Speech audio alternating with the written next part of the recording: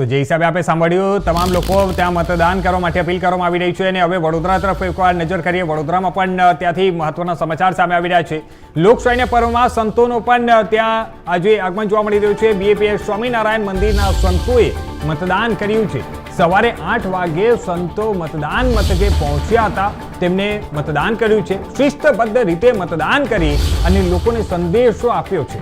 મતદાન હક જ નહીં ફરજ પણ છે. તે પ્રકારે ત્યાં સંતોનો સંદેશ છે અને સંતોએ કહ્યું છે કે લોકો પણ ત્યાં એમને અપીલ પણ કરી છે કે તમામ લોકો ત્યાં જઈને પોતાના મતદાન મથક ઉપર જઈને મતદાનનો ઉપયોગ કરે, મતદાન કરે, જેનાથી આવનારા તેમના જે ભાવિ ઉમેદવારો છે, ભાવિ ઉમેદવારોને તેમને જીતાડવા માટે તમામ પ્રયાસો ચાલી રહી છે.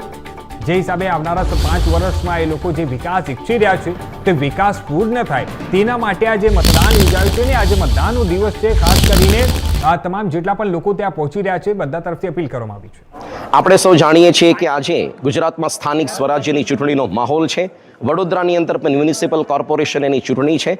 એ જે આટલે વહેલી સવારે જ બીએપીએસ શ્રી સ્વામિનારાયણ મંદિર અટલાદરા વડોદરાના 50થી વધારે સંતો મતદાન મથક પર ઉપસ્થિત થયા છે. આપણા હિન્દુ શાસ્ત્રોમાં કહ્યું છે શુભસ્ય શીઘ્રમ, કે કોઈ પણ કાર્ય વહેલા અને પહેલાં કરવું જોઈએ. તે ન્યાયે આજે સૌથી પહેલું મહાશુભ કાર્ય ઠાકોરજીના દર્શન કરીને અલ્પાહાર પૂર્વે જ 50થી વધારે સંતો મતદાનનું બીજું પવિત્ર કાર્ય કરવા માટે ઉપસ્થિત થયા છે.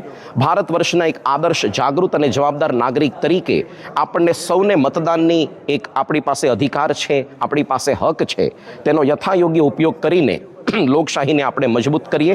આપણો મત એ જ જગ્યાએ આપીએ જ્યાં ભારતીય સંસ્કૃતિ અને સનાતન ધર્મનું રક્ષણ પોષણ સંવર્ધન થતું હોય, જ્યાં પ્રગતિ અને વિકાસની વાતો થતી હોય, જ્યાં નૈતિકતા, સદાચાર, પ્રામાણિકતા હોય, જ્યાં સુશાસન અને સુરાજ્યની સ્થાપના થતી હોય, ત્યાં આગળ અવશ્ય આપણો કિંમતી મત આપણે આપીને આપણે ઉજ્જવળ ભવિષ્ય એની આશા કરીએ છીએ. આજના દિવસે આપણે રજા તરીકે ન સ્વીકારીએ, પણ સૌથી પહેલું વહેલું કાર્ય આપણે આ જ કરીએ. બપોરે તડકો થાય તેના પહેલાં, પછી આપણા વ્યવહાર કાર્યનો પ્રારંભ કરીએ.